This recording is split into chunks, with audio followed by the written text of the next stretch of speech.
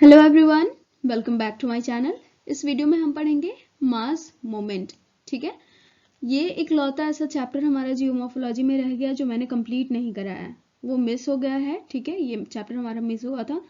Actually जो book मेरे पास थी वो सिलेबस के अकॉर्डिंग थी और मैंने उसी के अकॉर्डिंग पूरे चैप्टर्स कंप्लीट करा दिए और मुझे लगा कि शायद ये चैप्टर, मुझे लगा क्या उसमें जितने भी चैप्टर्स थे वो कंप्लीट हो गए, तो इसकी वजह से मुझे पता नहीं चला कि ये चैप्टर भी हमारे सिलेबस में है। ओके, तो अभी जितने भी बच्चों ने पहले कमेंट किया था, आई एम एक्सट्रीमली सॉरी, मैं कंप्लीट नहीं करा पाई। जो भी पहले से, क्योंकि जब जियोमॉर्फोलॉजी हमारा काफ़ी पहले कंप्लीट हो चुका है, उस टाइम से मास मूवमेंट के लिए कमेंट आ रहे थे, तो मुझे लगा कि शायद ये चैप्टर होगा और शायद आपको मिल नहीं रही होगी, ये प्रॉब्लम है। लेकिन कल परसों फिर से इस वाले टॉपिक पे आए मैसेजेस, तब मुझे समझ आया कि शायद एक बार चेक करना पड़ेगा कि ये चैप्टर मैंने कंप्लीट कराया भी है या नहीं, क्योंकि जो चैप्टर्स कंप्लीट कराए हुए हैं उन पे तो उतने मैसेजेस नहीं आते, अगर आते भी हैं तो वो होता है कि हाँ दीदी है किधर ये। ठीक है, तो अभी ये चैप्टर हम कंप्लीट करेंगे। जो भी बच्चे पहले बोल रहे थे उनके लिए एक्सट्रीमली सॉरी, और जो अभी मांग रहे हो उनके लिए तो ये हेल्पफुल होगा ही, क्योंकि सारी चीज़ें लगभग इसमें कंप्लीट हो जाएंगी। सिलेबस के अकॉर्डिंग जो भी टॉपिक्स हमें इसके अंडर में पढ़ना है वो हम इस वीडियो में कंप्लीट कर लेंगे। ठीक है, लिंक दिया हुआ है डिस्क्रिप्शन बॉक्स में। जिनको भी नोट्स पीडीएफ फॉर्मेट में चाहिए होंगे वो जाकर के लिंक जरूर चेक कर लेना डिस्क्रिप्शन बॉक्स में, वहां से आपको मिल जाएंगे। और लिंक मैं डिस्क्रिप्शन बॉक्स में ही दे दूंगी प्लेलिस्ट का और इंस्टाग्राम का। इंस्टाग्राम से आपको ये ऐसे जो भी हमारे दिख रहे हैं पिक्चर के फॉर्म में, वैसे आपको हाईलाइट सेक्शन में मिल जाएंगे, और प्लेलिस्ट में तो आपको जितने भी चैप्टर्स कंप्लीट कराए हुए हैं वो ऑलरेडी हैं ही। ओके, तो अब चलिए स्टार्ट करेंगे हम कि क्या है एग्जैक्टली मास मूवमेंट, हमें इसमें क्या क्या पढ़ना है, डेफिनेशन क्या है, किस तरह से ये क्लासिफाई किया गया है, वगैरह वगैरह की चीजें। ठीक है, चलिए स्टार्ट करते हैं। मास मूवमेंट क्या होता है? ओके, तो डेफिनेशन है हमारा, मास movement is the movement of rock and soil down slope under the influence of gravity. ठीक है, इसमें मूवमेंट किस चीज का हो रहा है? तो रॉक्स का हो रहा है एंड सॉइल का हो रहा है। किधर हो रहा है? मान लो ये इधर पहाड़ है हमारे, ये बनाए हुए। ठीक है, तो जब भी पहाड़ की चीजें जो हैं, उनके रॉक्स, उनके सॉइल्स टूटते हैं तो वो किधर आते हैं? डाउनवर्ड आते हैं। ठीक है, तो मूवमेंट किधर हो रहा है? मास मूवमेंट किधर साइड हो रहा है? डाउनवर्ड हो रहा है।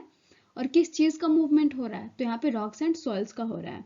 ठीक है, अभी एक चीज और है कि यहाँ पे याद से हमें लिखना है कि किसके अंडर में हो रहा है, तो under the influence of gravity. ठीक है, ग्रेविटी की वजह से हो रहा है, ये इरोजन में शामिल नहीं होता है।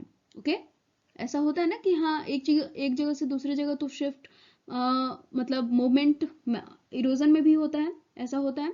ठीक है, तो बिल्कुल भी नहीं, यहाँ पे इरोजन हमें शामिल नहीं करना है। मास मूवमेंट इरोजन का पार्ट नहीं है। ठीक है, इसमें मटेरियल शिफ्ट होते हैं एक जगह से दूसरी जगह, इरोड नहीं हो रहे। समझ में आ रहा है सबको? आगे हम क्या पढ़ेंगे? Mass movement is also known as mass wasting. ठीक है, तो मास मूवमेंट हमारा क्या है? इसको हम मास वेस्टिंग भी कहते हैं। अगर मास वेस्टिंग गलती से लिखा हुआ दिख जाए, ठीक है, तो टेंशन की कोई बात नहीं है, मेरे को अच्छे से कर देती हूँ मैं। अगर मास मूवमेंट की जगह मास वेस्टिंग लिखा हुआ मिल जाए तो परेशान वाली बात नहीं है, परेशान होने वाली।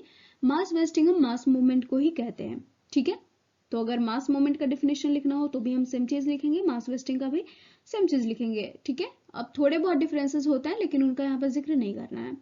Gravity exerts its force on all matter, both bedrock and products of weathering. Weathering के प्रोसेस में तो इरोजन का काम होता है ना। ठीक है, तो क्या हो रहा है यहाँ पे कि जो ग्रेविटी है अपना जितना भी फोर्स है ना, वो लगाती है वो सारे मैटर्स पे। कौन से मैटर्स? तो जो हमारे बेडरॉक हैं, जो ऑलरेडी पहले से ही मतलब रॉक्स बने हुए हैं, उन पे वेदरिंग का काम नहीं हुआ है। मतलब जो बेसिक रॉक्स हैं उन पे भी ग्रेविटी अपना फोर्स लगाती है, और जो वेदरिंग मतलब जो जिन पे वेदरिंग का काम हो चुका है, लाइक हवा की वजह से, पानी की वजह से वो इरोड हो चुके हैं, ठीक है, उन पे भी ग्रेविटी अपना फोर्स एक्सर्ट करती है, और जिसकी वजह से मास मूवमेंट का प्रोसेस चलता है हमारा। Okay, hence weathering is not essential for mass movement, तो इट्स हेल्प मास मूवमेंट। ठीक है, वेदरिंग जरूरी नहीं है एकदम। मास मूवमेंट अगर होना है, इस प्रोसेस को होना है, तो जरूरी नहीं है कि वेदरिंग का प्रोसेस हो या फिर वेदर्ड मटेरियल्स हमारे पास अवेलेबल हो। ये बेस मटेरियल्स जो है, बेडरॉक्स हमारे जो होते हैं, ठीक है, जो आधार वाले पत्थर होते हैं जिन पे वेदरिंग का काम नहीं हुआ होता है, ये उन पे भी होता है, मास मूवमेंट उन पे भी होता है। वेदरिंग तो बस हेल्प करता है, कहने का मतलब है कि अगर यहाँ पे ये हमारे रॉक्स हैं और इन पे वेदरिंग का काम हो चुका है, लाइक ये बार बार हवा की वजह से, पानी की वजह से टूटते फूटते रहे हैं, सालों साल बाद ये टूटते फूटते रहे हैं, तो अब क्या होगा कि ये खींचते खींचते खींचते कुछ इस तरह के हो जाएंगे, तो आराम से अब ये टूट सकते हैं और इतने मटेरियल्स का मूवमेंट इजिली हो सकता है एक ही बार में। तो वो मेरा मास मूवमेंट हो गया। ये क्या कर रहा है, वेदर्ड मटेरियल्स क्या कर रहे हैं या फिर वेदरिंग का प्रोसेस क्या कर रहा है, मास मूवमेंट को होने में हेल्प कर रहा है। ओके, वरना मास मूवमेंट तो वैसे भी बेडरॉक में होता ही है। Mass movements which are sliding the huge amount of soils and rocks are seen in mudslides, landslides and avalanches। ठीक है, अभी आपको मास मूवमेंट जो है हमारे, जिसमें huge amounts of soils and rocks देखने को मिलेंगे, वो मड स्लाइड्स में भी देखने को मिल सकते हैं, लैंड स्लाइड्स में भी, एवलांचेज में भी। ठीक है, मड स्लाइड्स मतलब कि जिसमें मिट्टी और क्वांटिटी ऑफ वाटर दोनों ही हो। ठीक है, और क्योंकि मड कीचड़ हो गया ना, तो कीचड़ में तो वाटर की क्वांटिटी होगी ही होगी, तो वो हो गया, उस तरह से स्लाइडिंग होगी। तो लैंड अगर स्लाइड्स कर रहे हैं तो उसमें भी, लैंड अगर स्लाइड करेगा, एक ये पूरा लैंड है, ठीक है, अगर ये टूट करके और नीचे की तरफ स्लाइड किया तो मास मूवमेंट हुआ ना लैंड का, तो लैंड स्लाइड्स में भी हमें मास मूवमेंट देखने को मिलेगा। एवलांचेस, एवलांचेस में क्या होता है, एवलांचेस में ह्यूज अमाउंट ऑफ आइस होता है। ठीक है, और आइस के साथ मूवमेंट होता है जो भी हमारे रॉक्स एंड सॉइल्स हैं उनका। समझ में आ रहा है सबको? तो ये हो गए हमारे, इनमें हमें देखने को मिलेगा mass movement. Next one is the air, water and ice does not transport debris with them from place to place, but on the other hand the debris may transport with it water, ice and air।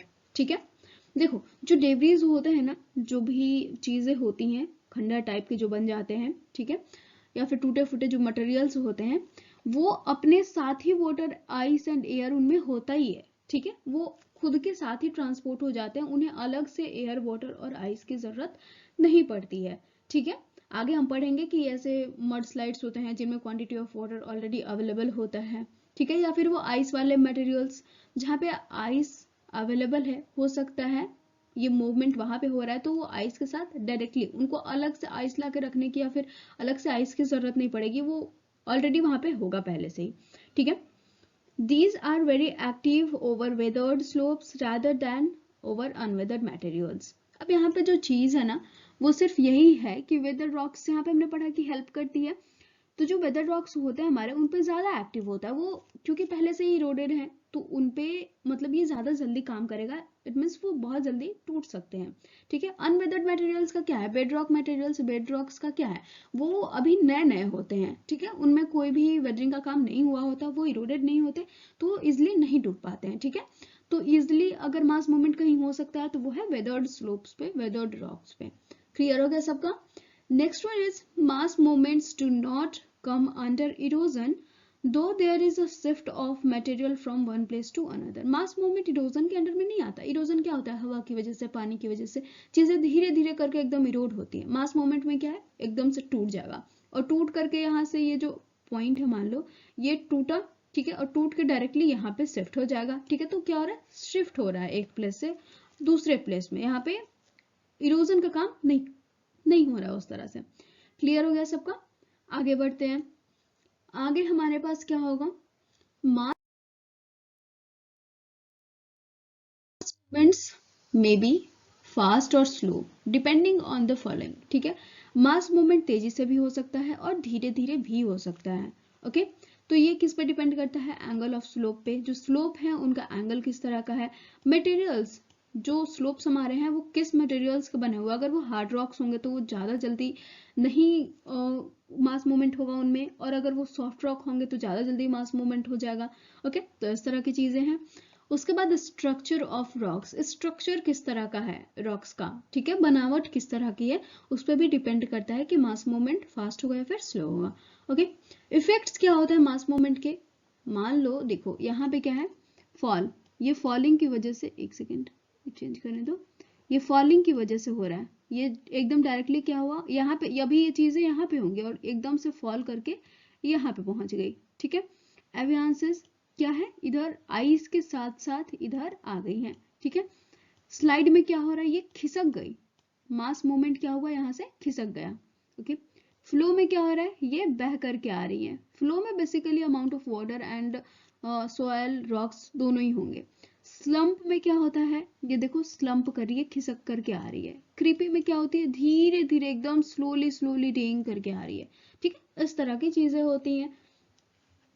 अब हमारे पास है कि effect क्या पड़ेंगी अगर ये इधर slide होके आ गया, इधर फॉल करके आ गया, तो ये भी हो सकता है ना कि यहाँ पे हमारे घर बने हो, ठीक है, या फिर यहाँ पे बहुत सारे जानवर रहते हो, यहाँ पे अच्छा खासा पेड़ पौधा लगाया हुआ हो, तो ये जब यहाँ पे आके गिरेगा तो क्या होगा, यहाँ पे सारी चीजें बर्बाद हो जाएंगी, एक चीज। ठीक है, तो यहाँ पे देखते हैं हम डैमेज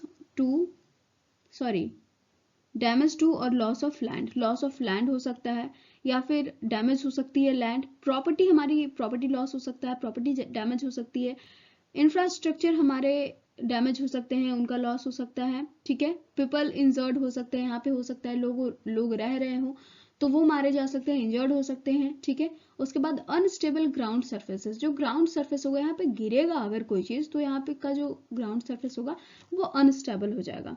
ओके, ये चीजें हो गई हमारी इफेक्ट ऑफ मास मूवमेंट। क्योंकि मास मूवमेंट कहने का ही मतलब है ना कि कोई भी चीज अगर मूव कर रही है तो बहुत ज्यादा क्वांटिटी के साथ वो मूव कर रही है। ठीक है, तो लॉस तो होना ही होना है। हाँ, ऐसा हो सकता है कि यहाँ पे हमारी नदी हो, मान लेते हैं, ठीक है, तो यहाँ पे आकर के अगर ये रहेगा तो अच्छा, इसका अच्छा खासा जो बीच टाइप का बन जाएगा, या फिर जो कोस्टलाइन है इसका वो अच्छा खासा क्रिएट हो जाएगा। ठीक है, तो ये एक तो मतलब पॉजिटिव वे में हुआ इफेक्ट, लेकिन निगेटिव वे हमारे इधर दिख रहे हैं कि किस तरह से ये निगेटिव इफेक्ट पड़ता है। ठीक है, अब हम आगे बढ़ते हैं। आगे हमारे पास क्या है,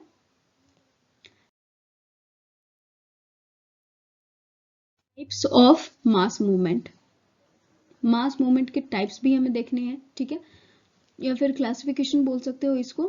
तो types of mass movement that you need to know are landslides. पहला हमारा लैंडस्लाइड्स है, दूसरा स्लाइड्स, तीसरा फॉल्स। देखो लैंडस्लाइड्स को ना स्लाइड्स में ही रखा जाता है। ऐसे अगर स्लाइड्स की बात करें तो नॉर्मली जनरल पब्लिक क्या समझती है, इट मीन्स लैंडस्लाइड्स। ठीक है, a landslide is a mass movement of material such as rock, earth or debris down a slope, downwards की तरफ। ठीक है, डाउन स्लोप की तरफ इधर मूवमेंट हो रहा है, किसका, मटेरियल्स का। वो मटेरियल्स रॉक हो सकते हैं, सॉइल्स हो सकती हैं और डेब्रीज हो सकती हैं। ठीक है, तो ये हो गया हमारा लैंडस्लाइड।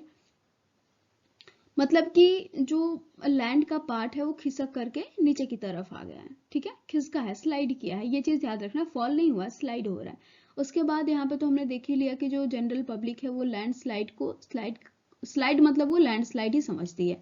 ठीक है, mass wasting where in a mass of rock or weathered debris moves downhill along discrete shear surfaces defined as slide। Slide में क्या होता है, स्लाइड में जो हमारे लैंड्स हैं, ठीक है, या पार्ट्स ऑफ जो भी हमारे रॉक्स हैं वो स्लाइड करती है। मान लो ये पूरा है तो ये यहाँ से खिसक के आगे चली जाएगी। ठीक है, ओके, अब मान लो ये ऐसे है तो ये जो पूरा है पार्ट वो खिसक करके नीचे आ जाएगी। ठीक है, इस तरह से मास वेस्टिंग में होता है स्लाइड का काम, या फिर मास मूवमेंट में। ओके, उसके बाद हमारे पास है स्लंपिंग। स्लंपिंग में क्या हो रहा है, a slump is a form of mass wasting. Mass wasting का ही एक फॉर्म है that occurs when a coherent mass of loosely consolidated material or rock layer moves a short distance down a slope। स्लंपिंग में क्या होता है, short distance का movement होता है, ज्यादा दूर तक मूवमेंट नहीं हो पाता, एकदम शॉर्ट डिस्टेंस का मूवमेंट होता है, और वो भी स्लाइड करके ही होता है, वो भी खिसक करके ही होता है। ठीक है, और किसका होता है, तो सॉइल का या फिर रॉक्स का, यही दो चीजें हमारे पास। उसके बाद है रॉक स्लाइड। रॉक स्लाइड में तो एकदम जो लार्ज रॉक्स होते हैं, लार्ज ब्लॉक ऑफ रॉक्स होते हैं, वो स्लाइड करते हैं नीचे की तरफ। ये चीज अब बार बार बोलने की जरूरत नहीं है कि ये स्लाइड किधर की तरफ हो रहा है, नीचे की तरफ हो रहा है। ठीक है, बस ये समझ लो कि कहाँ पे किस चीज का स्लाइड हो रहा है, फिर क्या चीजें फॉल कर रही हैं। ओके, डेब्रिस स्लाइड में जो हमारे जो टूटी फूटी चीजें होती है, जो खंडर टाइप का जगह होता है, वो स्लाइड करता है। Is more extensive and occur at large scale that slum but but there is a little amount of water. The material involved in this are mixture of soils and rock fragments। ठीक है, debris में materials कौन कौन से होते हैं, तो वो सॉइल एंड रॉक्स दोनों ही शामिल होते हैं। और एक और चीज है कि ये बहुत ही ज्यादा मतलब लार्ज स्केल पे होता है। ओके, डेब्रिज स्लाइड, क्योंकि ये पहले से ही टूटा फूटा है ना, डेब्रिज इसीलिए तो कहा जा रहा है, तो ये पहले से ही टूटा फूटा है, इसलिए लार्ज स्केल पे होता है। एंड जो अमाउंट ऑफ वाटर है वो इसमें काफी कम होता है, ठीक है। फॉल्स में रॉक फॉल्स, मान लो ये ऐसे है, ठीक है, ये ऐसे पूरा रॉक बनाया हुआ है, ठीक है, तो धीरे धीरे वेदरिंग होकर के प्रोसेस होकर के ये कुछ इस तरह का हो जाता है।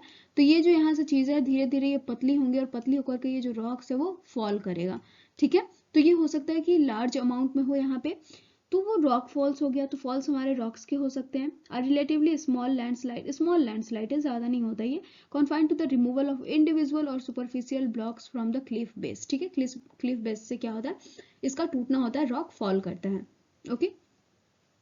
आगे हम बढ़ेंगे, आगे हमारे पास क्या होगा, तो आगे हमारे फ्लो मतलब बहना होता है, मतलब अब जो चीजें हैं वो बहेंगी, ठीक है। अब स्लाइड भी नहीं करेंगी, खिसकेंगी भी नहीं और फॉल भी नहीं करेंगी, अब बहेंगी। तो क्या है हमारे इसमें, diagonal down slope movement of rock fragments and soils along the sliding plane with enough water is called flow। Flow में एक चीज ध्यान रखने वाली है कि यहाँ पे रॉक्स फ्रेगमेंट्स और जो सोइल्स है वो स्लाइडिंग प्लेन के साथ तो खिसकेंगे ही, क्योंकि जो स्लोप है वो खिसकने वाला ही बेसिकली होता है, स्लोप इसीलिए बोला जा रहा है, ठीक है। तो उसमें और क्या चीजें होंगी, क्योंकि पहले भी चीजें खिसक रही थी, तो इसमें इनफ वाटर होगा, इसलिए इसको फ्लो कहा जा रहा है, ठीक है। वाटर इसमें क्या होगा, इनफ होगा। बाकी तो रॉक्स एंड सॉइल्स इसमें होंगे ही होंगे, उनके फ्रेगमेंट्स होंगे, ठीक है। डेब्रिस फ्लो, ठीक है, जिसमें टूटे फूटे एकदम होंगे rocks and soils, तो involves downslope movement of enormous amount of viscous soil and boulders either separately or mixed together। कभी कभी इसमें सॉइल्स भी होते हैं, कभी कभी जो बाउल्डर्स होते हैं, ठीक है, शिलाखंड होते हैं, वो भी शामिल होते हैं, और कभी कभी ये दोनों मिक्स होते हैं, ठीक है। और तब इनका क्या होता है, डाउन स्लोप में मूवमेंट होता है, नीचे की तरफ मूवमेंट होता है, और ये बेसिकली क्या है, डेब्रीज हैं, ओके।